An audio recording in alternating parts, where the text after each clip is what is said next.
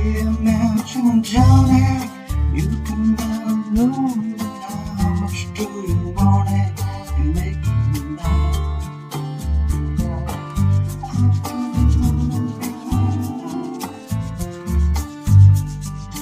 Look, a condenser, she's in the right sensor. Listen to a candle, so train to find out. No one's holding down on it needs to find a way of what you want to say. Mom, belong to mother. My friend said I would take you home. Sit in the corner, fall to the moon. He lives on the wall, fall. Nobody can see him, nobody can ever hear him call. Nobody can ever hear him call. Oh, no. My friend said, take you home. Sit in the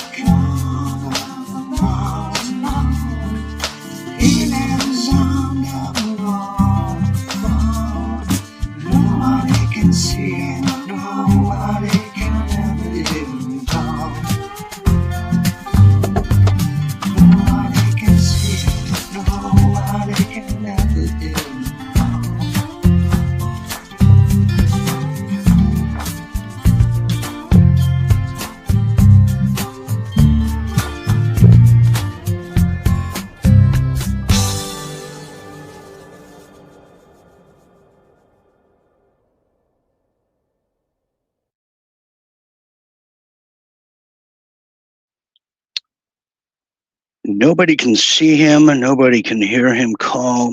Don't we all feel that way in this time of great challenge and great levels of blackmail too? What a statement. Welcome everybody to Real Deal Media Live. Yes, it's Friday night, a rare occasion, and what better way to be here with all of you. Just incredible. I am Dean Ryan, your Real Deal Media Live host, who is alive for now, but aren't we all just a little bit, are we quivering just a little bit here as we go into the weekend? I sure am, and it's definitely not from the cold. No, it's definitely not. It's a sweltering 90 degrees where I am. It is so sweltering. I went outside to take out the trash. I came back in. I looked at myself. I said, wow, God, I must have just fell into a powder keg of heat. That's the kind of weekend it is. Well, good evening, everybody. We are live now on Rumble and YouTube. Just a quick little mention that we are no longer performing live anymore on Facebook due to the rules and regulations that are preventing us from thriving and constantly hiding us. And I'm only reaching about 0.8 of our audience out of 33,000 followers. That's been frozen for about 4 years now. So just FYI, we're trying to get the word out there. Okay, so we are live here tonight. We're going to have live call-ins. We also have a little war panel, as the title of tonight is The War of Blackmail, and we're going to be including the great Jim Fetzer will be here, followed by our Canadian concerned resident, Miss Marnay. They'll be here shortly, but yeah, there's a lot happening right now as we go into what seems to be the end of February. It feels like we just started the year, but now we're getting ready for spring. Now just the last 2 days now.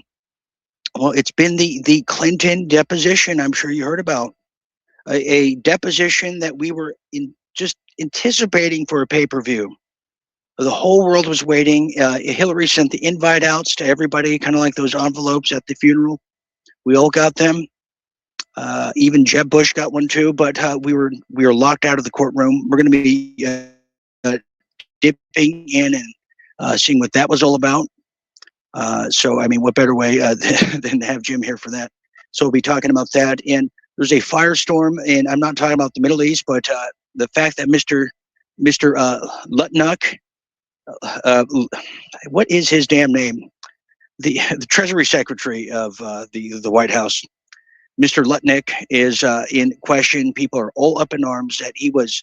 I mean, did you see the guy at the State of the Union? He was skipping down the aisles like he was the ring bearer at a wedding. He was just skipping, or the flower girl mainly. Yeah, he was just going around throwing confetti at everybody like Rip Taylor and just gleefully happy, ear to ear. Why? And people are all up in arms about that. So we're going to see what that's all about. And, how do these people just walk around freely? I don't know. It's like we don't have a DOJ. Then again, I just realized we don't. Not really. Also, some other things too. Yes, the main feature here tonight is the impending war with Iran that is set to now just about 48 hours away. So it's literally just a shot away at this point. A wartime president who came into the White House as a peacetime president. It's amazing how the tides have turned and the times they are changing. We're going to have a major, just in-depth colonic on everything Iran and why, where, who, what, when. And it is definitely the talk of the town. So brace yourself for that war panel that's coming. But here's some things. Let me tell you about this now, and then we're going to get our panel in here. But if you have noticed, if you have lived through the late 90s, well, one of the most disturbing things, at least from my standpoint, was the Monica Lewinsky scandal. Having to read the Star Report in front of your parents, your grandparents, and everybody was the most humiliating thing ever. So let me just give you some of the notes now before we bring this panel in here. So this just took place and finished up hours ago. And I'm talking about the deposition of Bubba. Yeah, that's right. Bill Clinton has made his way into the courtroom like the star quarterback for the team of the deep state. That's absolutely correct. And this was the question that was posed. They asked Bill Clinton if he had any wrongdoing, if he knew about any wrongdoing, and if he had sex in a jacuzzi. Can you imagine that? And I can't imagine what his answer was. Well, let me tell you a bit more about it here as we just get started right off the bat. Well, Clinton said in true Clintonite fashion, Bill Clinton said he did not have sex with that woman in a jacuzzi and doesn't even know who she is. Can you imagine this poor guy, this former president, going into an unknown island just to talk to a guy about taxes? And the guy and Bill is offered to, he has a bad back, to go in the jacuzzi, and there's just a bunch of weird women in there. This poor guy. Let me read more into this because my heart is so heavy it's bleeding. Well, this is what happened here. Bill Clinton told lawmakers earlier today, this poor guy, during his deposition, that Jeffrey Epstein was a distant confidant, but however, he did not know who the woman with whom he was photographed with in that jacuzzi. He didn't know who she was. Two sources who are familiar with the testimony are now telling and speaking. Yeah, that's right. The former president was asked if he had sex with that woman. That was the second question.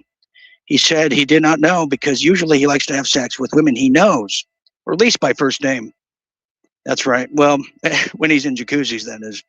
Well, the Justice, or the Injustice Department, I should say, released a photograph of Bill Clinton, which we all know by now, the infamous jacuzzi photo, with a woman whose face has been redacted as part of a plea bargain. The Epstein case, as it was made public earlier. Now, as it stands, as one of many instances, the former president was appearing in the department's Epstein files. Yes, I mean this Epstein file was like a Bill Clinton yearbook.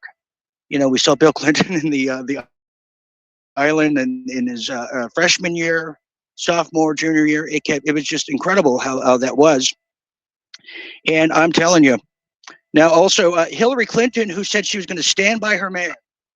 She's going to stand by her man through thick and thin, just like that song says. And yes, that Hillary Rodham Clinton.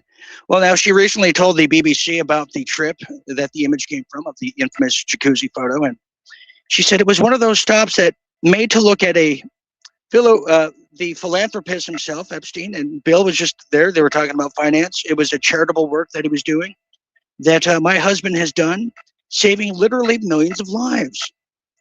That's my husband. He saves millions of lives. And several hours into the former president's deposition, over there at the courthouse, lawmakers have asked many specific questions about those appearances, including Clinton's name appearing in Epstein's flight logs, Epstein's name appearing in Clinton's White House logs. In fact, it was a very much of a logging event. And how do you like them, Emples? Standing by her man. Well, let's welcome our panelist here. We have our real deal media political analyst himself, a man who has, well, I don't think, not, in Wisconsin, they don't have jacuzzis, so we don't got to worry about who Jim is swimming with. Let's welcome the incredible, legendary Jim Fetzer. Jim, okay? And let's also welcome, all the way from Canada, Miss Marnie, who is definitely got a thing or two to say about this. And let's also welcome, a little surprise to the flurry here tonight, a man who's much older than I am, who made some arrangements and adjustments to be here tonight. He is the star of Tucson, the one, the only Phoenix Enigma, Mr. Corey Daniel. Thank you very much, everybody. Good to see you. Good evening, everyone. Hi, everybody. Good to see you, Corey. Well, Jim, I'm going to start with you. Jim, I'm going to start with you. You've have you ever been in a jacuzzi where you didn't know the other woman's name? I mean, this is so odd. Is he telling the truth? Well, on the few occasions I've had to take jacuzzis, I knew who was with me. Yes. So. Oh, good. I was worried. Yeah. Oh, so Bill Clinton's lying, you're saying?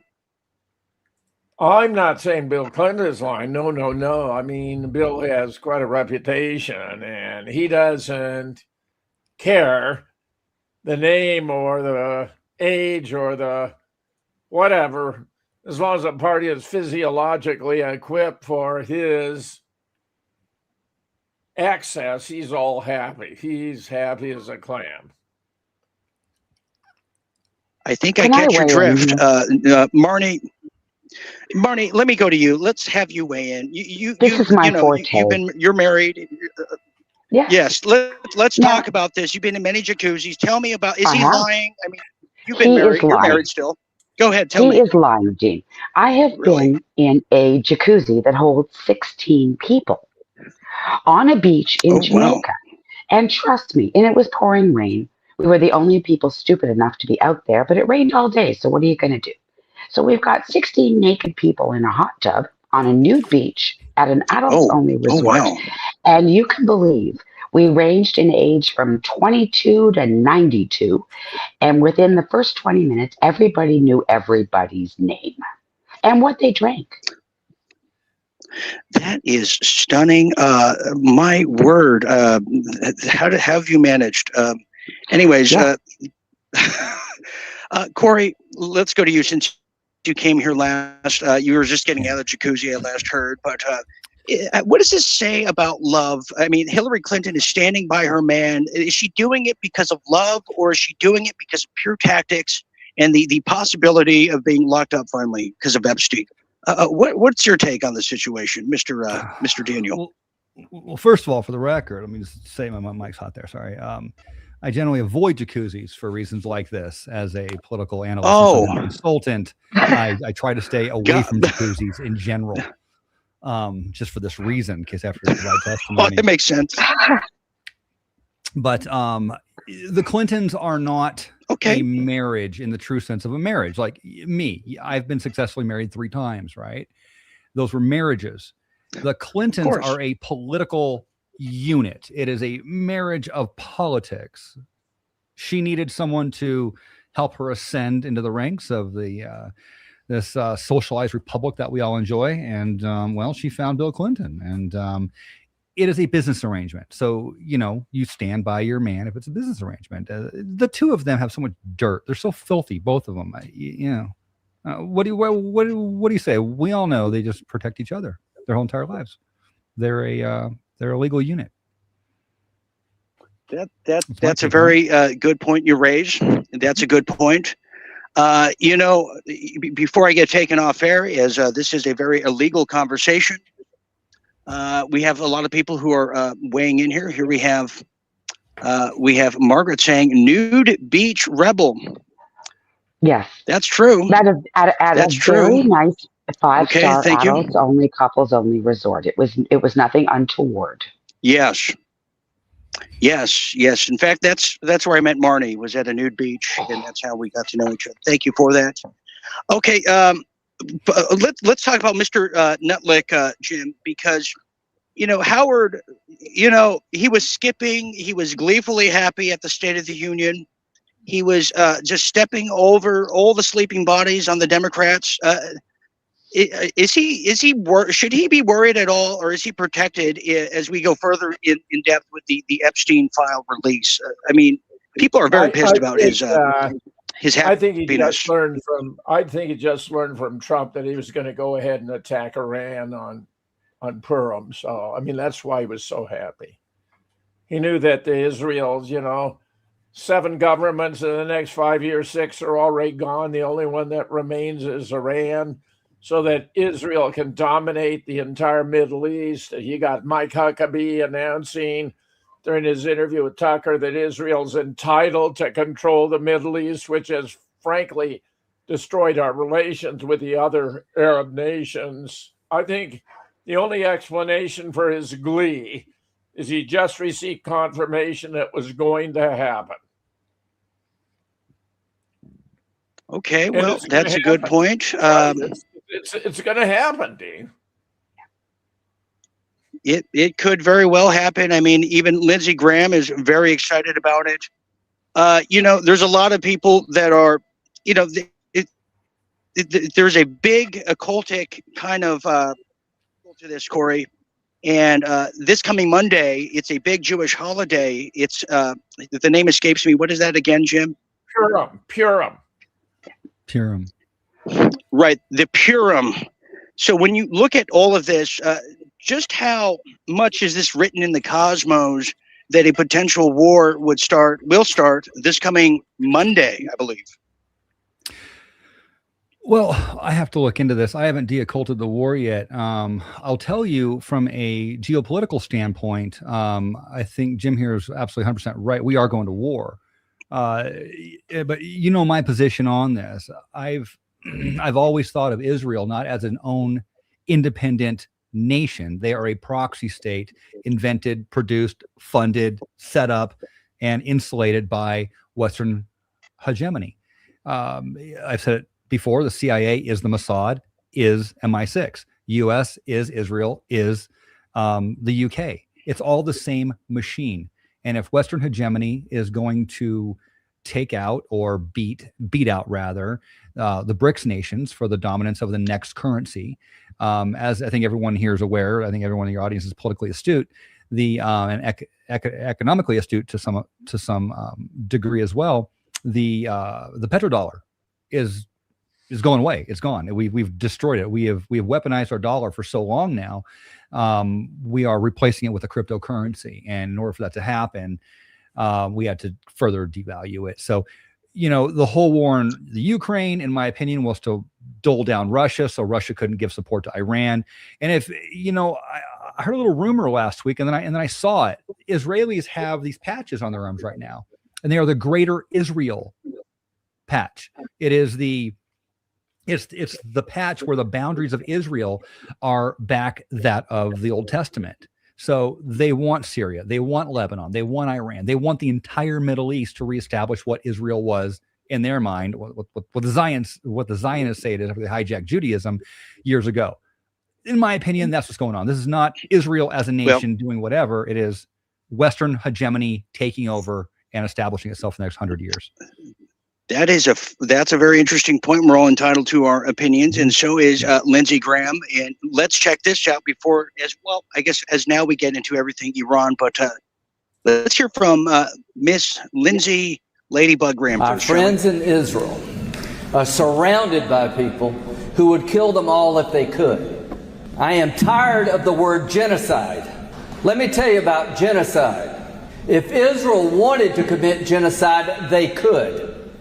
They have the capability to do that. They choose not to.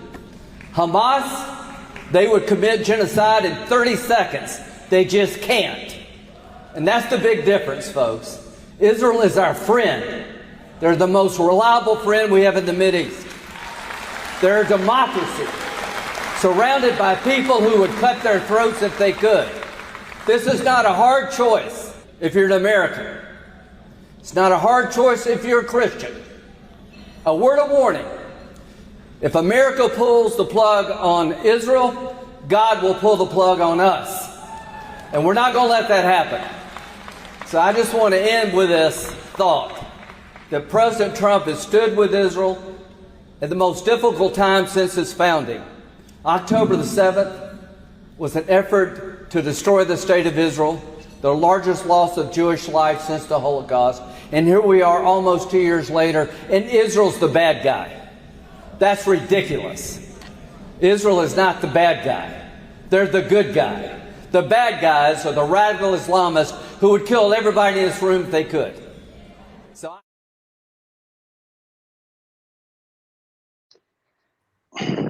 Yeah, that's thank you for that. I don't know how that got. Sorry about that, everybody. Let's talk about Israel. Okay, Israel. Israel. Now, let me just read this. Now, this is coming straight from the AP, down the wire here. Trump is not happy. He's not happy with the Iran situation at all. And who is these days, to be quite frank? And says the military force. Well, of course, it's still an option, and some say the only option. Of course, Lindsey Graham would say that too. Well, here Donald Trump is now saying he's not made any final decisions, partly because he hasn't received a final phone call from Bibi yet. But in this case, he's trying to figure out whether a strike on Iran is going to be imminent or not. And he's just not happy with the situation for the use of military force. Here's a quote. He's saying, "We're not exactly happy with what Iran negotiated. They cannot have nuclear weapons at all." Then he said, "We're not thrilled in the way that they're negotiating." Well, it's kind of hard to negotiate when some of your negotiators are, getting assassinated. But who am I? Well, the remarks came at the White House just recently. And in addition to that, many reporting even more that Trump said he'd love not to attack Iran, but sometimes you have to. Well, what kind of double talk is that, if I've ever heard anything? And let's see what he has to say about it, and then we'll get the panel's take on it, because I'm as confused as you are. Now we have a big decision to make. You know that. Not easy. Not easy. We have a very big decision to make. We have a country that's been, for 47 years, blowing people's legs off, arms off, the face. They've been knocking out ships, killing people, lots of people, not only Americans, lots of people. It's been terrible. 32,000 people killed over the last 2-3 months, protesters. 32,000. That's some number of people. 32,000. They want to make a deal, but going to make a deal that's meaningful. I spoke with Ted Cruz, John, all of them. On the way here, I said, well, you got to make a deal that's meaningful. We hit them real hard, as you know, with those beautiful B-2 bombers recently, knocked out their nuclear capability. But I'd rather do it the peaceful way, but they're very difficult people. I want to tell you that. They're very dangerous people, very difficult people.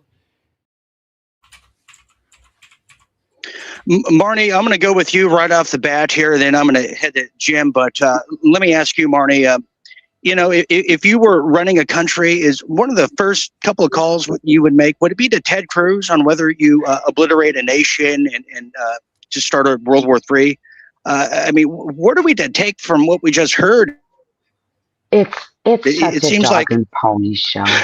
It seems like he's being forced to do with this. Well, as soon as they mention October 7th, I'm lost, because their credibility just went down the toilet. Because none of us is buying that October 7th was some freak attack that they couldn't stop. I mean, give me a break. They put it on the cover of a magazine months before, right down to the hang gliders. Like, it's not like they didn't telegraph what they were going to do. So anybody that starts their speech with, oh, what happened on October 7th was an assault, is, I'm sorry, mental midget. He's just there for the normies. Yeah, I'd say so. Jim, I want to go to you, but here's Colonel McGregor and what he had to say about it. You brought this to my attention, and then let's get your take on it, shall we? I know from my sources in the Navy that sailors actually took undershirts and stuffed them into the toilets to cause them to back up. What? I know that the crew's very, very unhappy with being at sea now for 10 months? And before this is over, it will have been a year. They went to Suda Bay. I think they tried to address some of this. And now they've pulled out of Suda Bay after 48 hours or a little more than that to repair things. But you're talking about something else that's hugely important. I don't want to go into great detail, but logistics in the region is very problematic right now. Places we formerly were able to utilize, we can't because of the Huckabee interview, frankly. That particular revelation has turned almost everybody against us in the region. So the Navy is now looking as far away as India and ports there that they can go to as required. Jim Fetzer, your take on that? Are we seeing mutiny in slow motion? Dean, there's a more recent McGregor interview where he says that we're on the countdown. The decision's been made. We're going forward. The attack appears planned to coincide with Purim, which is a very important day in the Jewish religious calendar. We're 3 centuries before the birth of Christ. Queen Esther revealed her identity as Jewish to save the Jews of her nation from being slaughtered by the Persian. What a more perfect day or occasion, even if it's mythological, to attack Iran than on Purim. So the countdown's begun. Scott Ritter's emphasized, Colonel Wilkerson, Larry Johnson. When you build up this amount of force, you reach a point where there's no turning back. And we have passed that point. There's no turning back. And we're just getting a lot of happy horse shit from Lindsey Graham and Donald Trump. Lindsey Graham calls it a democracy. It's not a democracy. It's an apartheid state. They had the opportunity when they ratified to revise their constitution, whether to go with an apartheid all-Jewish state or to allow democracy, and they chose the Jewish state. They fit the descriptions he gave of the terrorist state, blowing arms and legs. Iran, Dean, is the most peace-dedicated great nation in the world today. They haven't launched a war of aggression against another state since 1775. And to appreciate that, the Declaration of Independence was 1776. So for longer than the United States has existed as a constitutional republic, Iran has not launched a war of aggression, but it's going to defend itself fiercely and will prevail in an exchange with the United States, where this decision to go forward is going to turn out to be the greatest blunder in American military history. Mark my words. Well, that is something interesting. Well, get this now. Israelis no longer ahead in Americans' Middle East sympathies. A new poll has come out. This is a new Gallup poll, to be exact. Israel still viewed more favorably, however. Support for a two-state solution is highest since 2003. Now, 41% of Americans now say they sympathize more with the Palestinians in the Middle East, whilst 36% sympathize more with the Israelis. The 5 percentage point difference is not statistically significant, however, but it contrasts with a clear lead for the Israelis only a year ago, where it was 46% versus 33%. That is something to be said. In fact, here's Mr. Huckabee, the U.S. ambassador to Israel, just earlier today, speaking in Israel with fellow rabbis amongst each other. Here it is. We spent 2 days here now, and almost everyone we've met with across the spectrum within the Jewish community, that's where we've been meeting, none of them have expressed any fear about going into bomb shelters or ballistic missiles from Iran.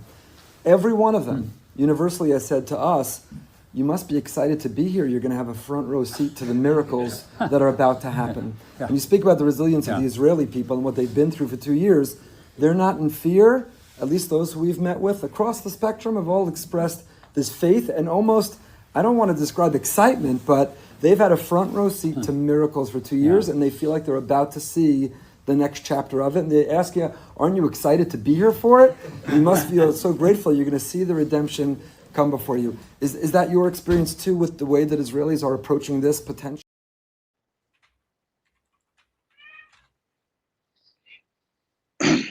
Corey, I go to you. You saw, you heard, and the Gallup polls, they're pretty accurate, historically speaking. Are we giving up on Israel all in all? And is this going to be the final nail in the coffin? This impeding war? I mean, like I said, the time for Israel to strike is now.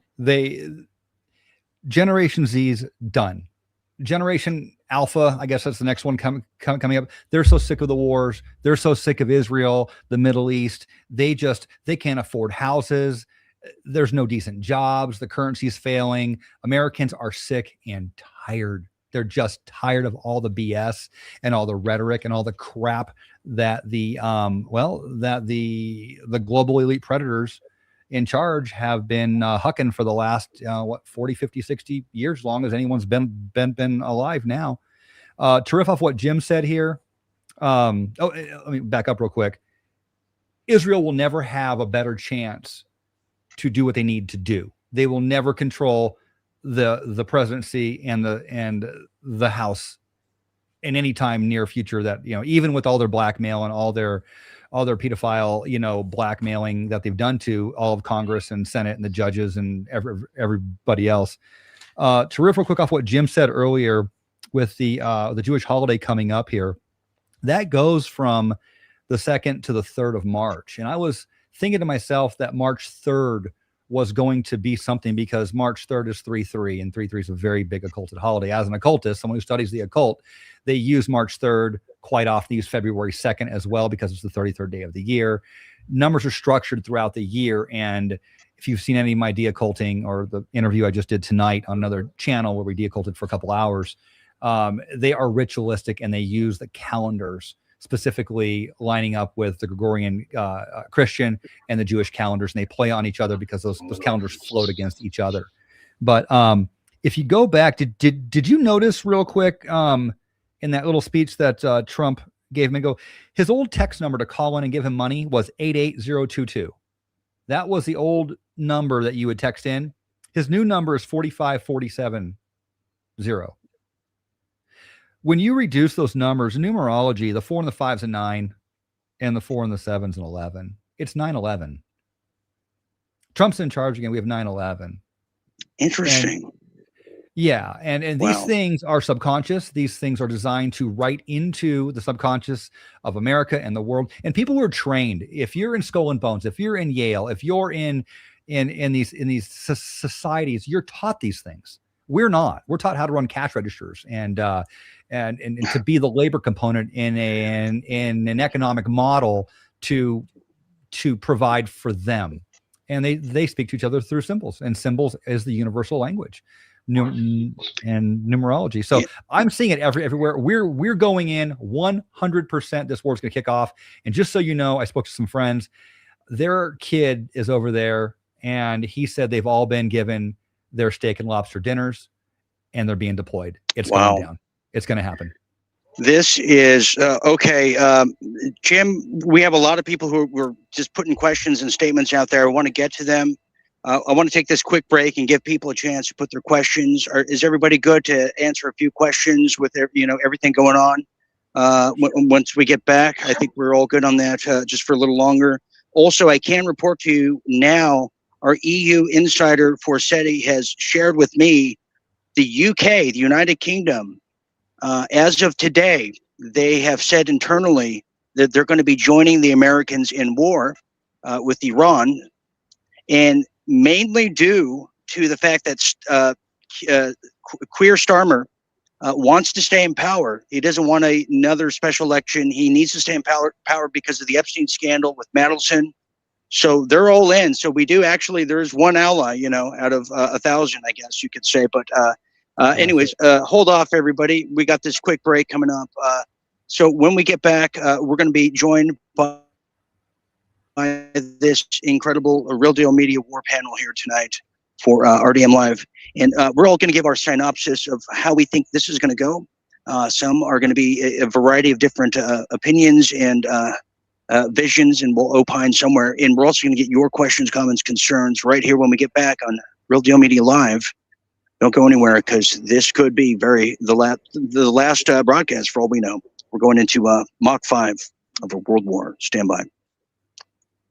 I'll tell you. Now we have a big decision to make. You know that. Not easy. Not easy. We have a very big decision to make. We have a country that's been, for 47 years, blowing people's legs off, arms off, the face. They've been knocking out ships, killing people, lots of people, not only Americans, lots of people. It's been terrible.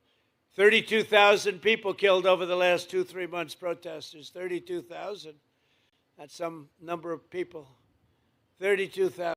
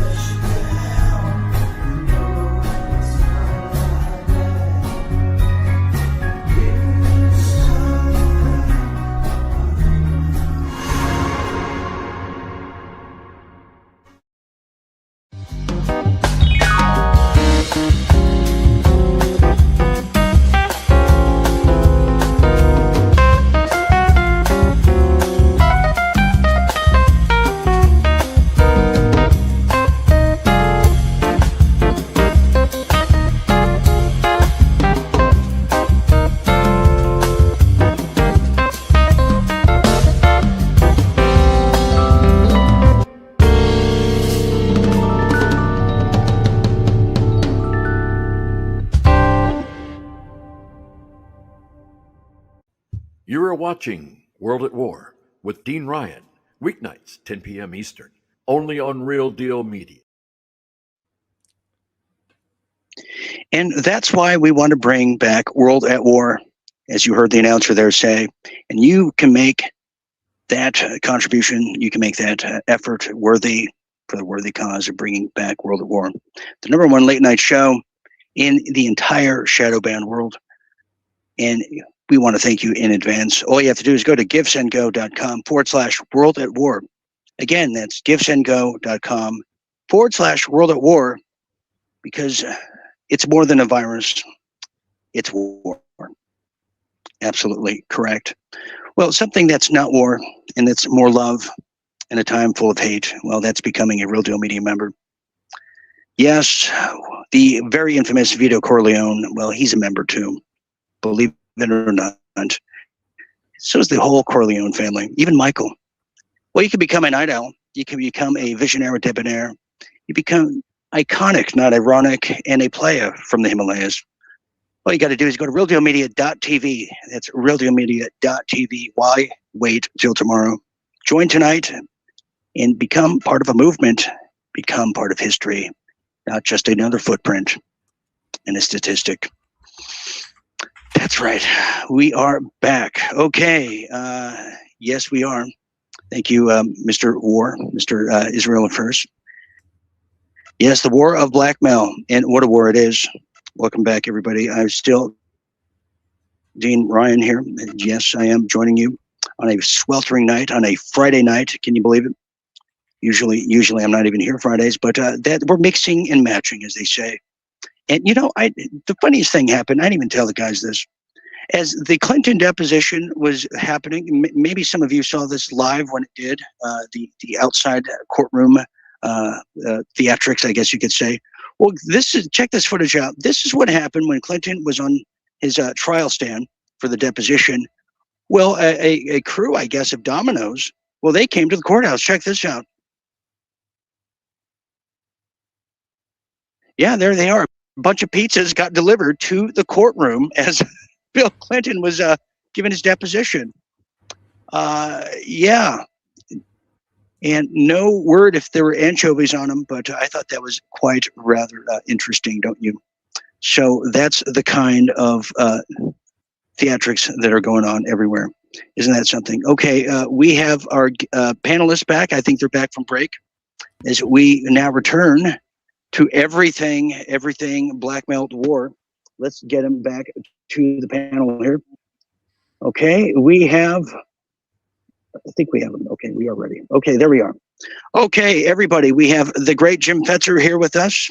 We have Marnie from Canada, Ontario, and we have the very, well, it's not sweltering where he is over there in Tucson, but Corey Daniel is here with us tonight. All right, we have a lot of people who are commenting, Jim, all over the world, as you can imagine. A lot of people have opinions about everything. We have Mr. Exact, who's usually exactly on the money. He says the following: Hillary's probably snacking on fetus right now. You know, I was thinking the same thing. She snacks. You shouldn't snack between meals, they say. But he also really goes to say, this is what I think is happening. Israel has over 250,000 Russian programmers. That's interesting. What about that, Jim? What about Russia's involvement in this? Because now they're getting blamed for breaking a peace treaty between Ukraine as they struck a Ukrainian building overnight, and you know damn well that was a provocation by Ukraine and the EU for that fact. What are your thoughts on the Russian angle to the Iranian war? Well, this report you're just giving of EU wanting to join in the attack on Iran is very bad for the EU, but they can be wiped off the map. By the way, that figure of 32,000 is off by a factor of 10. It may have been 3,200, but that was a contrived event. CIA, MI6, Mossad, you know, Scott Bessent, our Secretary of Treasury, said he deliberately manipulated the value of the dollar to promote it. And while there may have been thousands protesting, there were millions opposed to the protest. I just got a message that the attack will occur by 5 p.m. Eastern on Monday. I think that's correct. Colonel McGregor has been emphasizing that we run out of missiles before they run out of missiles.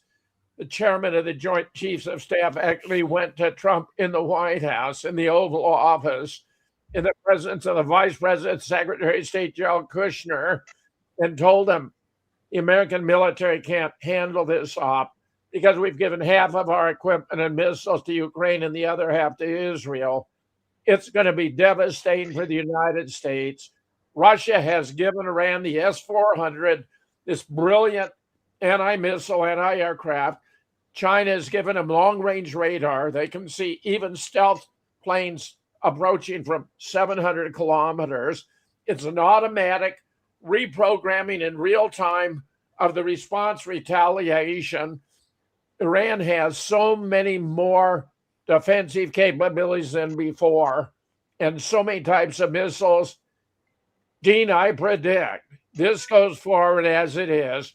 We're going to lose 5 to 10 ships, 10,000 to 20,000 troops, and Israel's going to be wiped in the first round of exchanges. Iran is not going to hold back. That's a good point, Jim. Yes, when your top general, the top general of the Joint Chief of Staff is telling the American president that we cannot go into this war. We don't have the munitions because you gave them to the country that's blackmailing you, Israel, and you gave them to an extension of the country that's blackmailing you called the Ukraine. What kind of president is this, Marnie? I mean, you know, I don't even think that the Prime Minister of Canada would commit suicide and have troops committed suicide like a very dastardly act like this. Do you? I wouldn't put anything past Carney, but Okay. And I want to throw this over to Phoenix because I think we have to go up another 10,000 feet. There's more to this. And if you look at the timeline that Jim just said, 5 Eastern time on Monday, that is going to be darn close to the 3rd of March. And that is the blood moon. Yeah, that's right. And that was what ties it all into the occult. That's right. And I am going to sit back and let Phoenix dazzle us because this is his forte. That's right. See, there you go, Corey. Another woman doing your homework for you. How do you feel about that? Go ahead, tell us. Well, women have been helping me my entire life. It's, the only reason I made it this far is because of good women. Yes. My current wife, especially. So going back just a little bit here, and thank you, ma'am. Modern historical parallels and events on March 3rd or Purim. And keep in mind, the Hebrew calendar floats against the Gregorian Christian calendar. Conclusion of the first Gulf War, February 28th. That was on Purim. Bus bombings in Israel, March 3rd, 1996. Palestinian suicide bomber targeted bus number 18 in Jerusalem, killing 19 people. Yada, yada. This combined with the other attacks, it eroded faith in the Oslo peace process and promoted strong Israeli military response. Boom, escalation. Cave of the Patriarchs Massacre, Purim, February 25th, 94. Israel extremists opened fire on Palestinian worshippers, killing 29, wounding 125. This led to increased tensions and restrictions in the West Bank. Nazi-era restrictions, March 3rd, 36. Jewish doctors were barred from practicing in German. The early step to escalating persecution of the Holocaust. And it goes on and on and on. You'll find, we just did on the death of Charlie Kirk. That was Elul 17. Elul 17 ties in biblically and marks the day that the World War II started, which is the day that the Jews count as the beginning of the Holocaust, when the beginning of that war. You will find that they engage in these wars and these actions on significant religious holidays. Charlie Kirk, look up all the dates with Charlie Kirk, September 10th, the moon phases going back. If anyone knows anything about Bibi Netanyahu, he is a member of a Jewish mystic order. He has had 3 advisors throughout his entire life that were all extremely, extremely involved with occultism, talismans, spells. I'm not making this up. You can look it up. Google it, grok it if you're out there. Do the homework for yourself, and you'll find that Bibi Netanyahu is the equivalent of the Aleister Crowley of Israel. So things are being done on a religious timeline, on a religious text, how it's all unfolding. That's 100% certain. Absolutely.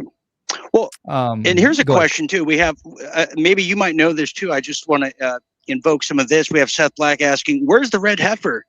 Yeah. I've been looking, the red heifer, he was significant, Jim. Now he's missing. I even said throw some red paint on Mark Levine, call him the heifer. I mean, just do something to bring back the red heifer. He seems like it was a great distraction at the time, but not so much now. But Corey, is that significant that there's no heifer to be found? Israel has an entire breeding organization process to create the perfect red heifer. They have scientists and geneticists creating the perfect red heifer so that it can be sacrificed in the temple, so that Jesus can come back on his horse, according to his flying horse, according to the Christian Zionists, right? That's the belief. That's truly what they believe. And they're really working on it. It's terrifying that this is actually happening, that they're utilizing the Christian religion to bring forth and manifest the power that they actually truly want. And they're following. It's terrifying. They are. It really is. If you could imagine if the Odinists out there were bringing to life, whatever happens at the end of like Odinism or something, you know what I mean? But it's truly happening. I don't think people have calculated one more thing in here.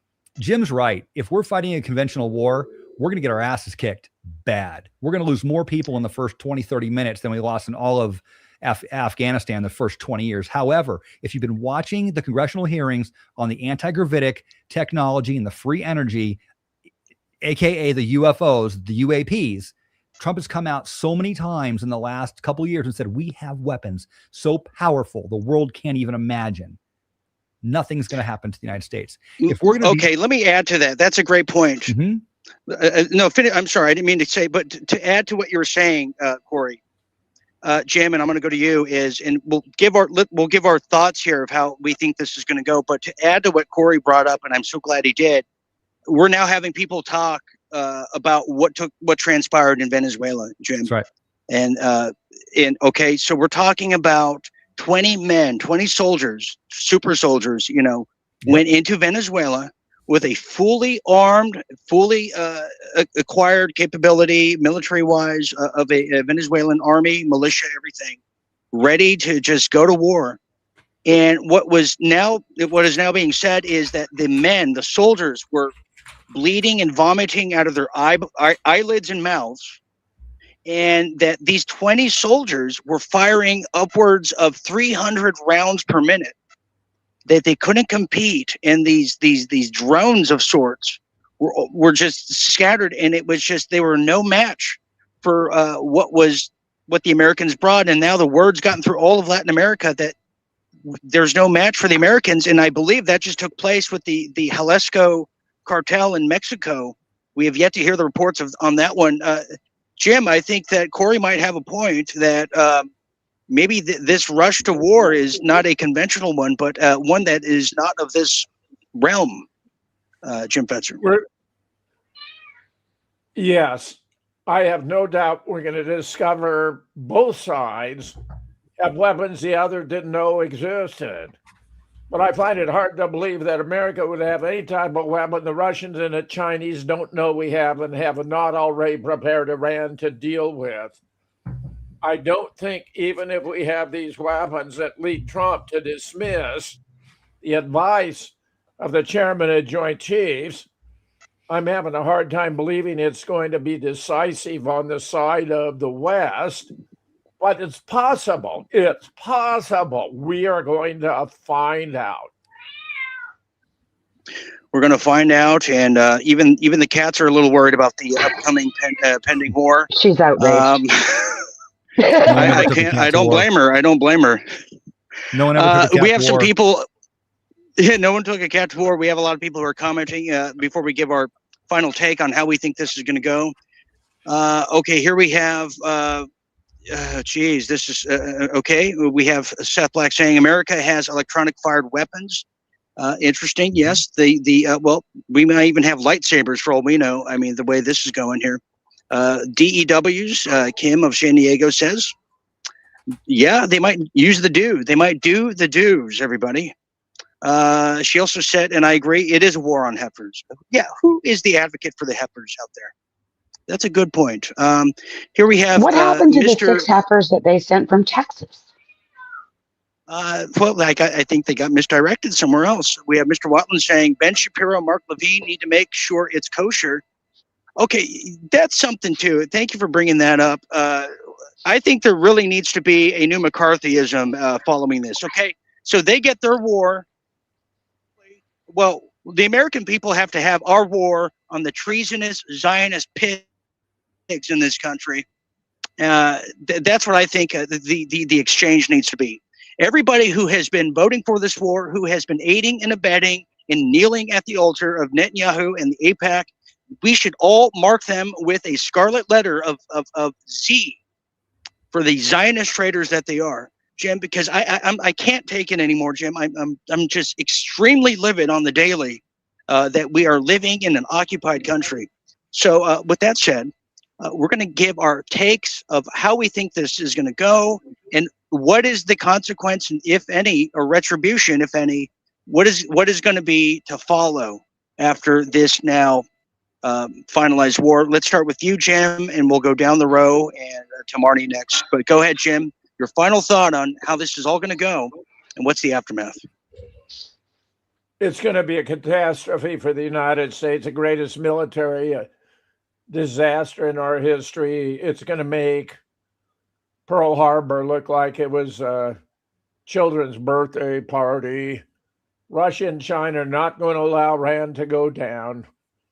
They want to try to use an EMP to take out all the computerized components of the missiles, but the Chinese are giving them battle footage from satellites in real time. Iran knows the distribution of the American forces. And once they launch, Iran lets them fly. They don't have the chance to hit and take out Iranian missiles before they're in the air. They're already in the air. And I guarantee you 100%, Russia and China, if they have to go full world war on behalf of Iran, will do that. The West and the U.S. are not going to prevail. Okay, very good final take, Marnie. I'm going to go to you. What are your thoughts on how this is going to go? What will be the aftermath, and where does Greenland come into the play here? I wonder. Oh gosh, I don't want to go to Greenland. Again, another 10,000 feet up. This is just the surface war that is for the normies to see.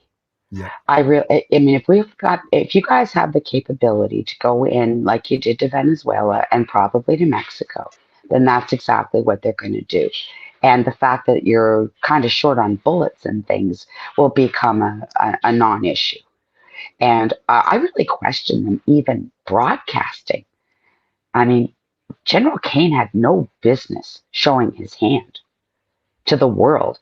Yeah, we're being bullies, but we don't have anything to fight with. I mean, you don't do that. I think Dean knows, I phoned him at 4:00 my time this morning because I had a light bulb, and I can see what's going on. They've shut down Cuba to tourism. They've shut down Mexico, destroyed their tourism.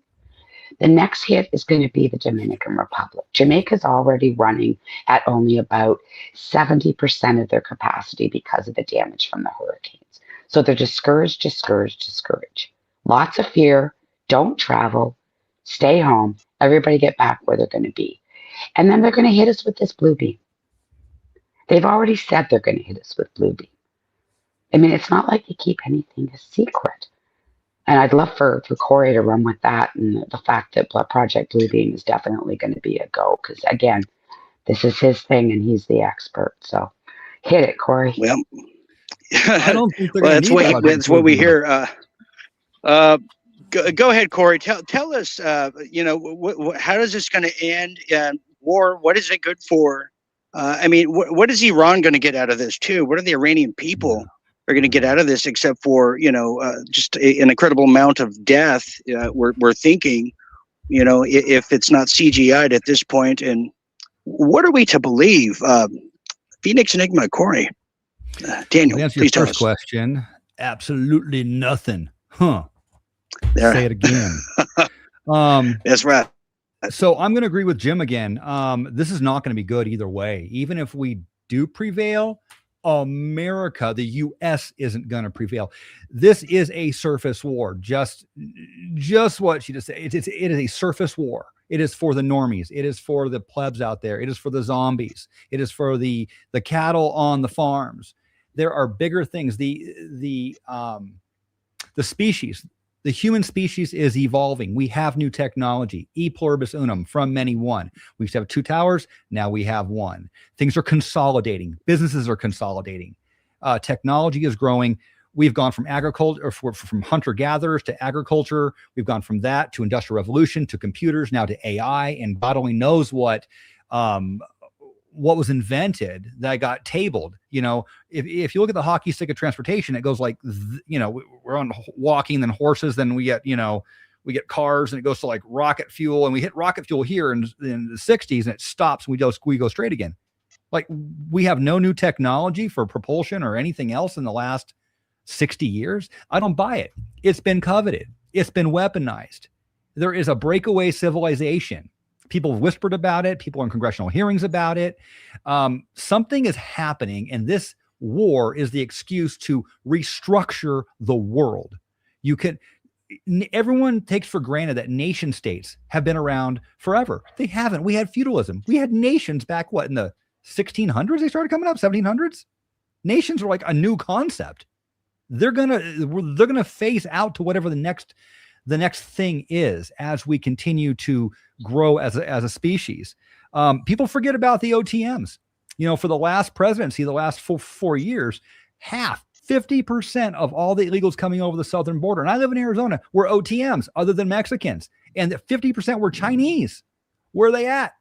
They're hiding out on Chinese-owned land next to bases, next to farmland, all across this country, right? There's rumors of tactical field nukes being snuck in. What happened to the 9 surface-to-air SAM missiles that got snuck in last year? That story dropped off. They had good. Not to mention the train car full of explosives that went missing over 2 years ago. Yeah, I forgot about that one. We're in bad shape. We have been a porous nation for the last 4 years, arguably 20. We're not going to get out of this unscathed. You're going to see asymmetrical warfare tactics here. You're going to see currency wars here. You're going to see trade wars on top of the bloodshed and the missiles and the bombs and all that stuff. It's going to go down here next week, and it's probably going to be bad across the board. That's my feeling on it. It's kind of what I think. Where'd our host go? Uh-oh. Did our host time out? Jim, you're in charge. Yeah, let's hope for the return of Dean. But I do think there's enormous potential for events right here in the United States, the likes of which we've never seen before. And while I do not believe Iran is going to seek to hit the U.S. with any of its missiles, it's going to clobber our bases all over the Middle East. And frankly, I think we are unprepared to deal with the confrontation we're about to undergo voluntarily on our part. And mind you, as Colonel McGregor has emphasized, all American distribution of forces in the Middle East is for the sake of Israel alone. American interests are not served by this war. It's happening because Bibi Netanyahu wants the United States to go to war with Iran for the benefit of Israel. Just mind you, when the body bags come back, this was all thanks to the butcher, Bibi the Butcher, Netanyahu. He's the guy. Dean, if you're here, we'd love to see you, my friend, for a wrap. But we're very pleased to have had this opportunity to share our views about this matter of utmost importance. Yeah. And I really hope it's not the last broadcast. Oh, I think somehow, some way we're going to keep going, but it's just going to change. You know, when you look back to World War II, my grandfather was in World War II. That was a restructuring. That was a restructuring of the economic systems, the trade systems, all the systems on Earth. World War I was a restructuring. I think we're just headed for a new restructuring. And, you know, I stopped looking at America years and years ago as a nation. We're a farm. We're a tax farm. We have so many resources. We have so much labor components, so much banking infrastructure, and the United States Inc. cranks out X amount of product per year. And our executive in charge, that's the president, just like a company, it's like a corporation, is the executive boss, and they make it as profitable as possible. If you notice when Trump's been talking this last week and Pam Bondi, if you're an average American, you'd think that they're tone deaf, saying America's the best it's ever been. Well, shit, beef's $20 a pound right now. Gas still isn't, any lower than it was last year. It's $3 across the board. I remember $2 gas a couple years back. The average American's hurting really bad. No one can buy a house. This whole generation can't buy a house. Something has to be done because there is no future in America for the next generation. It's just not here. And I think, that's worldwide. It's not just the States. Canada is even worse. Yeah. Let me just add to your excellent comments about March and the 3rd of March and 33. There's an 8.5 hour time difference between Tehran and New York City. So it's 5 p.m. in New York Eastern. It's 1:30 in the morning on the 3rd. A perfect occasion. So I think we've actually nailed down when it's all going to happen. And I just say, hold on to your hat. Jim, this is very serious.